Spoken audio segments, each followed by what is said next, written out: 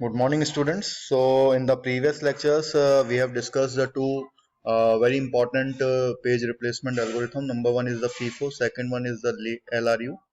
तो FIFO के अंदर हम लोगों ने simple first in first out concept को यूज करते हुए FIFO को हमने यूज किया और किस तरीके से हाउ इट वर्क्स हम लोगों ने डिस्कस किया. And there is one Baladi anomaly also that we have discussed in that in an assignment I had given you. Okay, if we increase the number of frames also, then the page faults are not reduced. ठीक है, तो ये होता है Baladi anomaly. तो कुछ particular number of page strings के अंदर ऐसा होता है, हर पेज स्ट्रिंग्स के अंदर ऐसा नहीं होता, कुछ पेज स्ट्रिंग्स के अंदर होता है. जो मैंने आपको पर्टिकुलर एग्जांपल दिया था उसके अंदर Baladi anomaly होता है. तो ये FIFO का एक डिसएडवांटेज था जिसको रिमूव करने के लिए LRU आया. LRU के अंदर क्या होता है कि लीस्ट रिसेंटली यूज होता है.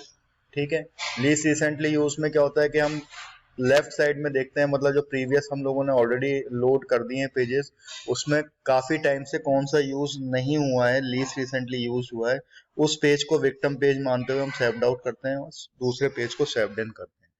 ठीक है.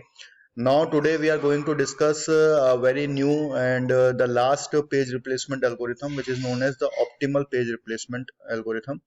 तो इसके अंदर ऑपरेटिंग सिस्टम किस तरीके से काम करता है, किस तरीके से ये एल्गोरिथम काम करती है, that we are going to discuss it. ठीक है, with the same page string. ठीक है, मैं सेम पेज स्ट्रिंग में कर रहा हूँ. आप चाहें तो और अलग पेज स्ट्रिंग्स में कर सकते हैं और गेट के क्वेश्चंस आप देख सकते हैं. उसके अंदर काफी पेज रिप्लेसमेंट एल्गोरिथम्स के क्वेश्चन दिए हुए होंगे. उसमें कई बार आपको पूछा गया होगा हिट रेशो क्या है, मिस रेशो क्या है, तो मैं आपको ये भी बता दूंगा कि इसके अंदर किस तरीके से हिट रेशो निकाला जाता है. तो हिट रेशो कुछ भी नहीं है. हिट रेशो ये है कि टोटल नंबर ऑफ पेजेस कितने हिट हुए divided by total number of pages. ठीक है, टोटल नंबर ऑफ फ्रेम्स हम कितने ले रहे हैं, कितने अटेम्प्ट्स किए हैं अपन ने और कितने हिट हुए हैं, तो वो उसका रेशो आ जाएगा. ठीक है, और मिस रेशो में क्या होगा, -1 हो जाएगा टोटल नंबर और divided by total number of pages. वो मैं आपको बताऊंगा आगे जब हम इसको डिस्कस करेंगे. Fine. So let's begin our lecture and we are going to discuss it today, the page optimal page replacement algorithm. तो यहाँ पे मैंने वही सेम पेजेस लिए हैं, सेम पेजेस स्ट्रिंग्स लिए हैं. ठीक है, आप चाहें तो अलग तरह के एग्जांपल्स भी ट्राई कर सकते हैं और आपको करना ही चाहिए.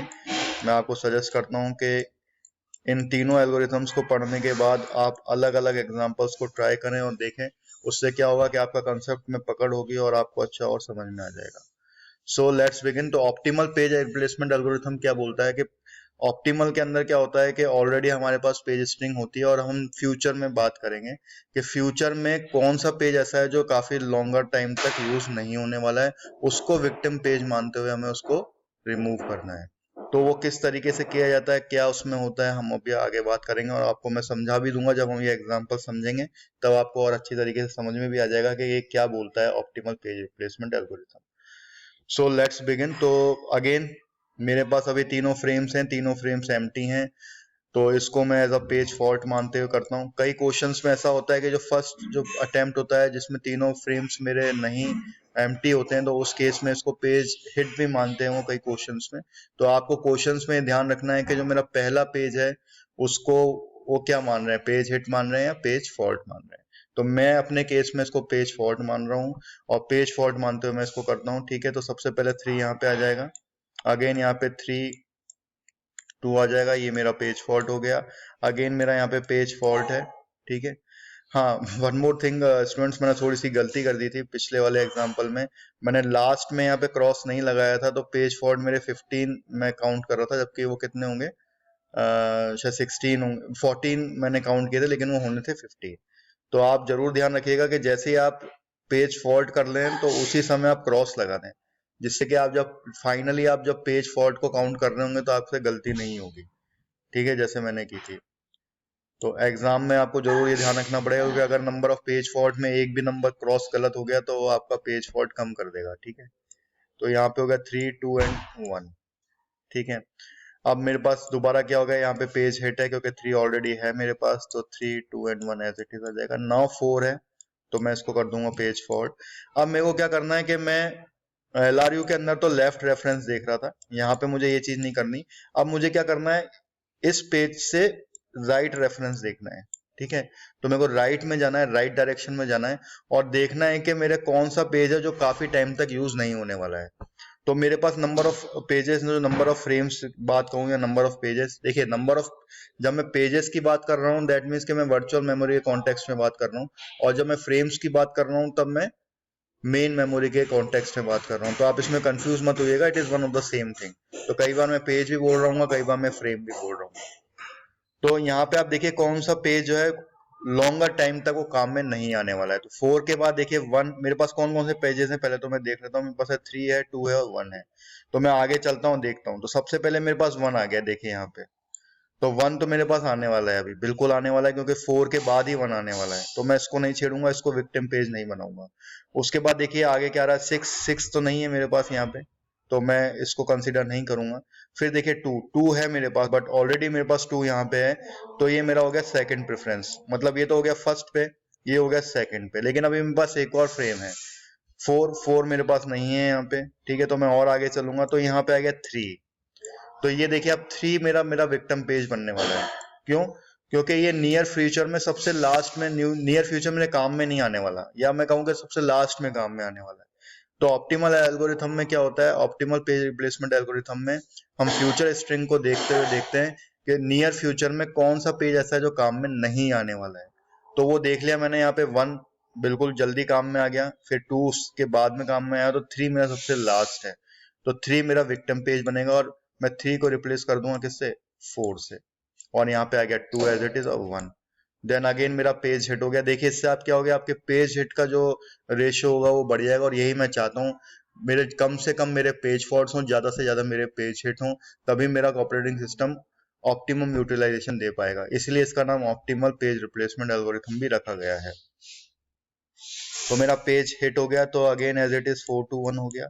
उसके बाद अब 6 है, तो मेरा फुल है, यहाँ पे मेरे सारे फ्रेम्स फुल हैं। तो मेरे को 6 जो वैल्यू है उसको स्वैप्ड इन करना पड़ेगा। लेकिन कौन से मेरे को पेज को या फ्रेम को विक्टिम पेज मानते हुए स्वैप्ड आउट करना है, वो देखना है मुझे। तो 6 के बाद 2 तो मेरे पास अभी जस्ट आ ही रहा है, तो 2 तो मैं नहीं रिप्लेस कर सकता। उसके बाद अब देखिए 4 मेरे पास है, इसको भी मैं यूज नहीं कर सकता। ठीक है, अभी के टाइम में मैं यूज नहीं कर सकता, क्योंकि मेरे पास एक और फ्रेम है, उसको भी मैं देखूंगा। फिर मेरे पास 3 है, 3 तो यहाँ है ही नहीं। अगेन मेरे पास 4 आया, 4 मेरे पास है ही। अगेन 2 आया, 2 है ही। अब मेरे पास देखिए लास्ट में यहाँ 1 आ रहा है, तो 1 मेरा नियर फ्यूचर में काम में नहीं आने वाला है। तो डेट मीन्स के मैं 1 को विक्टिम पेज बनाऊंगा। ठीक है, इससे आप देखिए मेरा पेज जो हिट का जो रेशियो है कितना बढ़ जाएगा, आप देखिएगा अभी। तो मैं 1 को यहाँ पे रिप्लेस कर दूंगा, ये मेरा पेज फॉल्ट हो गया। सबसे पहले तो मैं इसको क्रॉस कर देता हूँ, और 1 को मैं स्वैप्ड आउट करूंगा किससे, 6 से। और यहाँ पे मैं एज इट इज 4 और 2 लिख दूंगा। अब आप देखिए कितना मेरा पेज हिट हो जाएगा। 2 बिल्कुल पेज हिट है मेरे पास है, 4 मेरे पास बिल्कुल है, यहाँ पे पेज हिट हो गया। तो ये 4, 2 एंड 6 एज इट इज हो गया। Then 4, 2 and 6 as it is हो गया। देन 3। तो ये देखिए मेरे पास ये दो मेरे पास पेज हिट हो गए। अब मेरे पास 3 है, अब 3 को मेरे को स्वैप्ड इन करना है। तो अब वो किस तरीके से होगा वो आप देखते हैं। देखिए सबसे पहले 4 मेरे पास ऑलरेडी है यहाँ पे, ठीक है। तो इसको मैं स्वैप्ड आउट नहीं कर सकता अभी। 2 भी मेरे पास है, इसको भी मैं स्वैप्ड आउट नहीं कर सकता। ठीक है, 1 मेरे पास है ही नहीं, तो इसमें मेरे को देखने का कोई मतलब नहीं है। और नियर फ्यूचर में देखिए यहाँ पे 6 कहीं पे भी नहीं आ रहा है। देन 4 है, 5 है, 2 है, 1 है, 3 एंड 4 है। तो 6 मेरा कहीं पे भी नहीं आने वाला है। तो मैं 6 मेरा नियर फ्यूचर में ही कहीं नहीं आने वाला है। तो मैं इसमें क्या करूंगा, 6 को सबसे पहले तो मैं पेज फॉरवर्ड कर देता हूँ, 6 को विक्टिम पेज बनाते हुए इसको मैं स्वैप्ड आउट कर दूंगा किससे, 3 से। और यहाँ पे मैं 4 और 2 एज इट इज लिख दूंगा। अब आप देखेंगे यहाँ पे पेज हिट हो गया अगेन, 4, 2 एंड 3।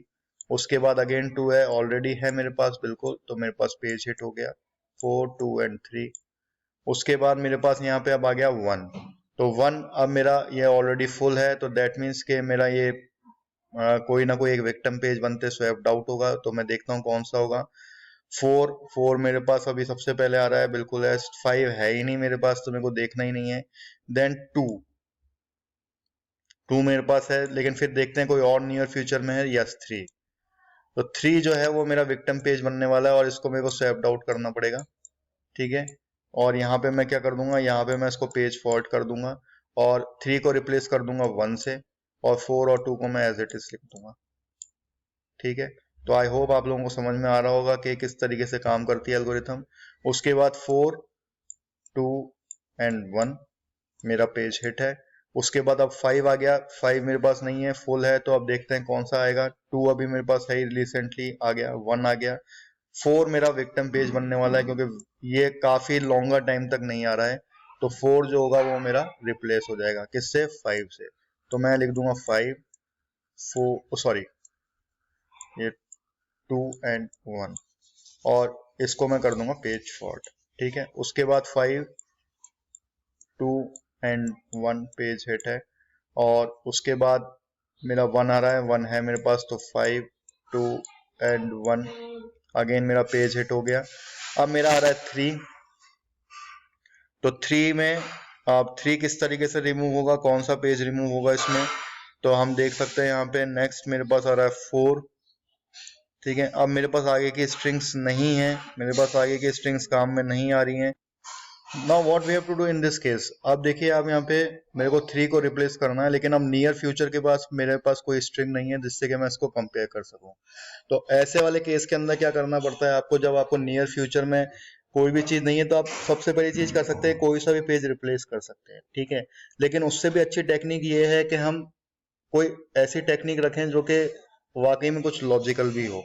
ठीक है, तो इस केस के अंदर हम क्या करेंगे, अगेन हम जो हमारी फर्स्ट एल्गोरिथम थी उसको अप्लाई करेंगे, which is known as FIFO algorithm.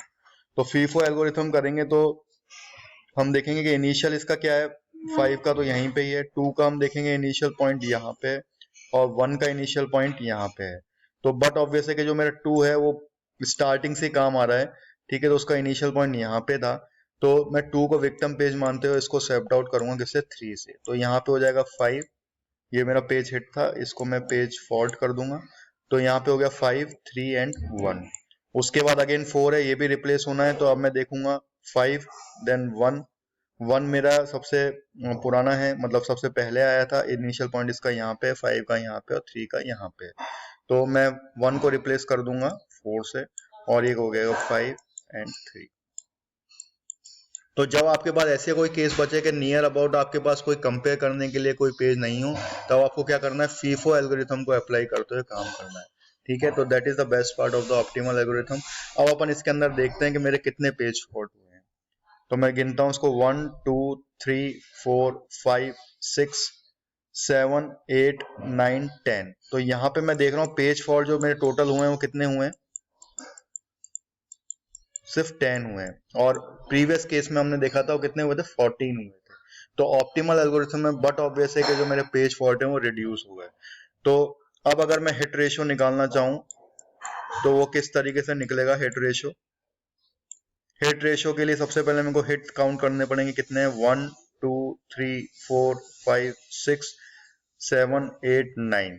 तो मेरे टोटल हिट रेशियो है 9 divided by total number of pages. कितने हैं मेरे पास, 1, 2, 3, 4, 5, 6, 7, 8, 9, 10, 11, 12, 13, 14, 15, 16, 17, 18, 19। तो 19 बाय 9 जो होगा मेरा हिट रेशियो हो जाएगा। ठीक है, और मेरे को मिस रेशियो निकालना है, तो मिस रेशियो के अंदर किस तरीके से निकालेंगे, मैं सबसे पहले पेज फॉल्ट देख लूंगा मेरे कितने हैं, पेज फॉल्ट है मेरे 10, 10 माइनस 1 कर दूंगा, दैट मीन्स 9। ठीक है, तो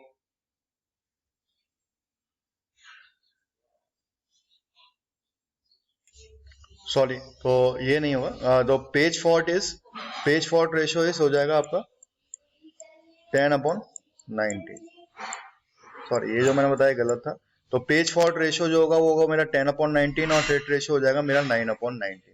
तो आप इसमें देख सकते हैं कि नंबर ऑफ हिट्स हुए हैं वो मेरे ज्यादा हुए हैं, और नंबर ऑफ जो पेज फॉल्ट हुए हैं वो रिड्यूस हुए हैं। तो optimal page algorithm is a quite good algorithm जिसको हम यूज करके आगे काम कर सकते हैं। So by this I end up this lecture. ठीक है, हम लोगों ने सारी पेज रिप्लेसमेंट एल्गोरिथम्स पढ़ ली हैं। इसके बाद अपन पढ़ेंगे नेक्स्ट वीक में सेगमेंटेशन, किस तरीके से सेगमेंटेशन किया जाता है। So by this I end up this lecture. Thank you.